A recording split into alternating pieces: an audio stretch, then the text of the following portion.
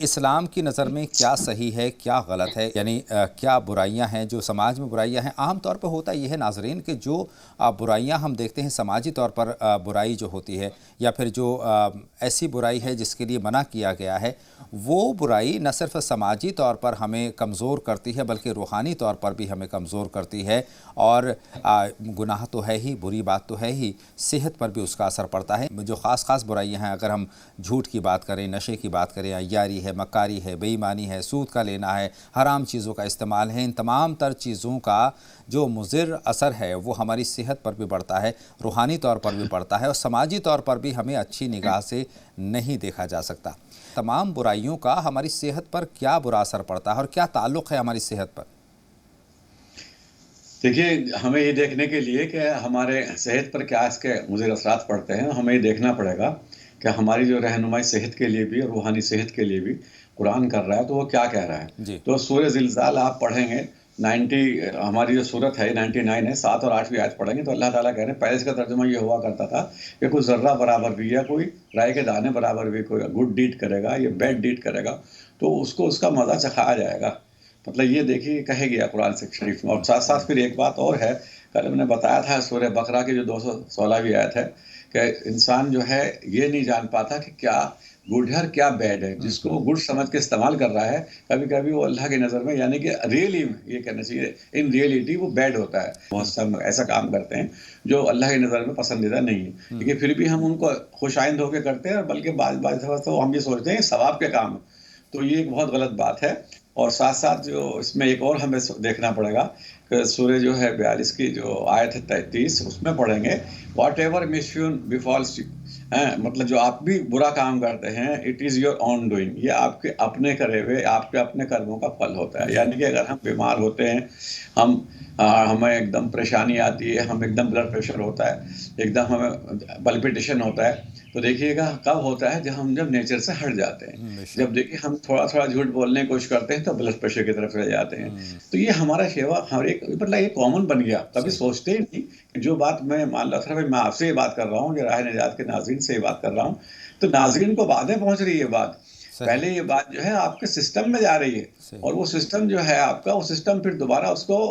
مطلب ان لوڈ کر رہا ہے، پھر اپلوڈ کر رہا ہے، پھر آپ کو پہنچ رہا ہے، اس سے پہلے اللہ کے یہاں جا رہی بے ہے۔ شک۔ تو یہ ایک ثبوت ہے آج کے زمانے میں کہ جو وقت لگتا ہے پہنچنے میں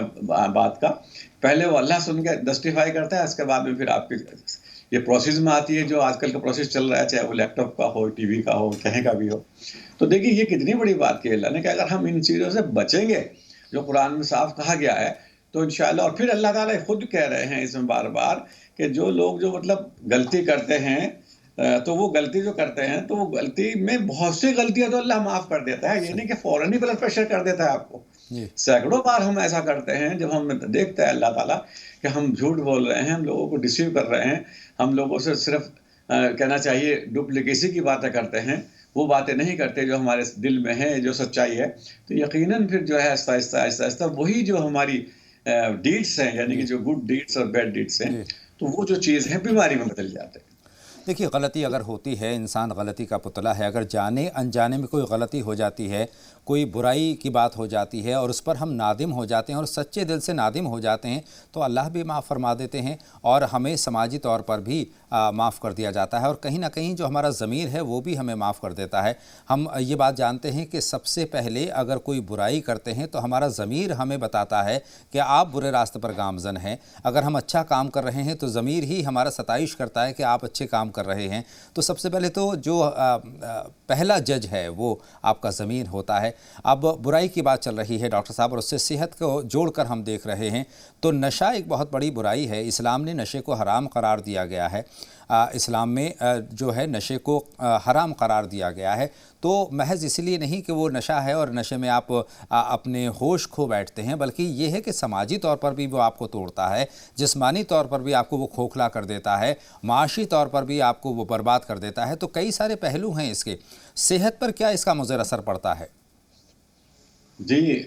یہ دیکھیے جو جتنی بھی ایڈکشن ہے، نشہ ہے، جو چاہے وہ بیڑی کا ہو، سگریٹ کا ہو، شراب کا ہو، جی لیکن بالکل صاف قرآن میں بار بار آ رہا ہے کہ دیکھیے مت جاؤ نماز کے قریب مت جاؤ، مطلب اللہ کو سے کمیونیکیشن مت جوڑو جب آپ نشے کی حالت میں ہو، جی کیونکہ اللہ کو معلوم ہے جب آپ خود ہی بیفلڈ ہیں، خود ہی کنفیوزڈ ہیں، تو مجھ سے کیا جوڑو گے؟ مجھ سے تو وہ جڑے گا جو اپنے کلیئرٹی آف مائنڈ رکھے گا، کلیئرٹی آف ہارٹ رکھے گا، لوگوں سے محبت سے بات کرے گا، لوگوں کے لیے دل میں محبت رکھے گا۔ تو دیکھیے جب تک یہ چیز نہیں آتی تو پھر تب تک ہم نشہ یا ان چیزوں کو یہ نہیں صرف نشہ صرف شراب اور یہ انہیں چیزوں کا ہے جو عام لوگ سے سمجھتے جی ہیں۔ نشہ چاہے وہ کسی ایکسیز لو ہو، کسی سے، کسی لڑکی سے ہو، یا کسی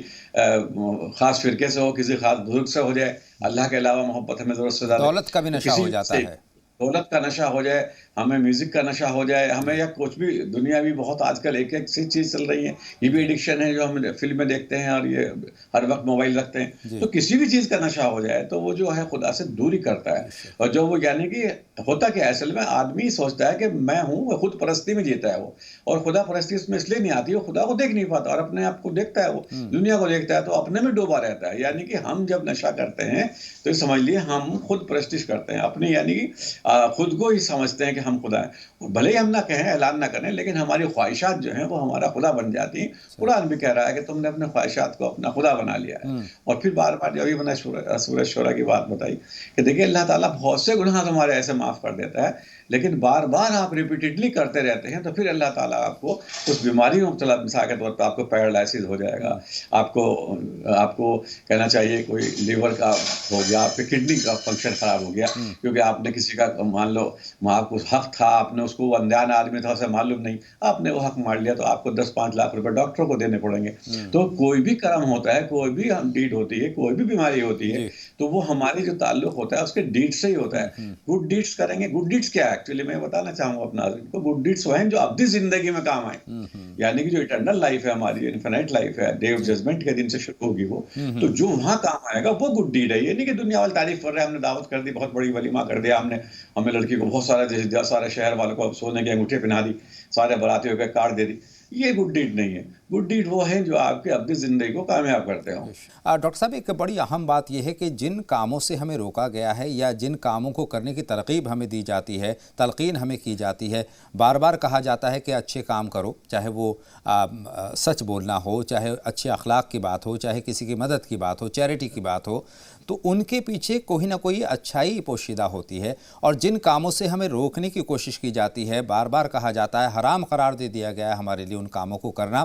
ان کے پیچھے بھی حکمت ہوتی ہے، مصلحت ہوتی ہے کہ وہ سماجی طور پر بھی ہمیں نقصان پہنچاتے ہیں، ذہنی طور پر بھی پریشان پہنچاتے ہیں، اور سب سے اہم بات یہ ہے کہ جسمانی طور پر بھی ہمیں پریشان کرتے ہیں، چاہے ہم جھوٹ کی بات کریں، چاہے بے ایمانی کی بات کریں، چاہے مکاری کی بات کریں، ظلم و تشدد کی بات کریں، یہ تمام تر چیزیں جب ہم کرتے ہیں تو اپنے زوم میں کر تو جاتے ہیں، لیکن ڈاکٹر صاحب اس کے جو نتائج ہیں، مضر نتائج ہیں، صحت کے تعلق سے جو نتائج ہیں وہ ہم پر مرتب ہونے لگتے ہیں۔ کیا نتائج مرتب ہوتے ہیں یہ آپ سے جاننا چاہتا ہوں۔ دیکھیے بہت سی ریسرچ ہوئی ہیں، غصہ کرنے والے لوگ جو مطلب ایک دم شورٹ ٹیمپرڈ ہوتے ہیں ان کو السر رہتا ہے، اور جو لوگ خاص طور سے جو کنہ رکھتے ہیں لوگوں سے، یا کہیں نہ کہیں جیسے قرآن میں آیا حسد مت کرو، حسد رکھتے ہیں تو انہیں آلموسٹ ہم نے دیکھا ہے کہ ان کی جو سیلز ہوتی ہیں ان کا ڈویژن غلط ہو جاتا ہے، یعنی کہ بلڈ کینسر یا دوسرے کینسر میں مبتلا ہو سکتے ہیں۔ تو جی اس طرح سے بہت سے لوگوں کا، جیسے میں نے کل بتایا، میں نے خود ایک سروے کیا تھا، مطلب یہ دیکھا جن لوگوں کو میں مریض کو دیکھنے جاتا تھا لوگوں کے گھروں پہ، جی اور 7-8 لاکھ مریض دیکھا، تو میں نے دیکھا ان کی پچھلی لائف دیکھی ساری معلوم کی، تو میں نے معلوم کیا کہ وہ پچھلے لائف میں انہوں نے وہ جو ڈویژن انہیں کرنا چاہیے تھا، جو زیادہ بچے کو دینی چاہیے تھی، جو لوگوں کا حقوق ادا کرنا چاہیے تھے، جو اپنے ماں باپ کے ساتھ میں سلوک کرنا چاہیے تھا، انہوں نے نہیں کیا۔ تو وہ میں نے دیکھا کہ وہ زندگی میں بھی اللہ تعالیٰ وہ اس لیے کرتا ہے بیمار بھی، تاکہ وہ اس دنیا میں معافی مانگ لیں اور اپنی پچھلی باتوں کو سوچیں۔ اور ہم جب جاتے ہیں ہم کیا کرتے ہیں، کسی کا ہاتھ ٹوٹ گیا، ہم اسے 10-20 ہزار روپے دے دیں گے، ہاتھ کی مرمت کرا لے، پھر ڈاکٹر پہ جا، سرجن پہ، ٹھیک ہو جائے۔ صحیح اس کو تھوڑا سا یہ نہیں کہ اسے ذلیل کریں، اس کو اپنی مثال دے کے احساس کرائیں کہ بھائی اگر کہیں بھی ہے اپنا انٹروسپیکشن کریں، چونکہ بیماری جو ہوتی ہے وہ پیوریفیکیشن آف سول کے لیے ہوتی ہے۔ صحیح اگر بات آپ ہے۔ نے اپنے سول کو پیوریفائی کر لیا تو پھر جو ہے انشاءاللہ رحمان دوبارہ بیماری نہیں ہو۔ اگر نہیں کیا، پھر آپ کا کہیں اور سے ہاتھ ٹوٹ گیا، پھر آپ کا ایکسیڈنٹ ہو گیا، پھر پریشانی میں مبتلا ہو گئے، تو اللہ تعالیٰ بار بار بندے کی محبت میں اس کو چاہتا ہے جھنجھوڑنا، تو اس جھنجھوڑنے سے بچیں اور اللہ تعالیٰ سے عافیت کی دعا، عافیت کا مطلب ہے صحت مند اور سکون کے ساتھ صحت رہے آپ، تو جب ہی ہوگی وہ جب کہ آپ کے گڈ ڈیڈس ہوں گے انشاءاللہ رحمان۔ صحیح بات ہے ڈاکٹر صاحب، اپنا محاسبہ کرنا بہت ضروری ہے، سیلف انسپیکشن کرنا بہت ضروری ہے کہ کہاں ہم غلط ہیں، کہاں ہم صحیح ہیں تو اپنی ستائش کرنی چاہیے، غلط ہیں تو اپنی اصلاح ہمیں ضرور کرنی چاہیے، چونکہ ضمیر ہمیں سب کچھ بتا دیا کرتا ہے۔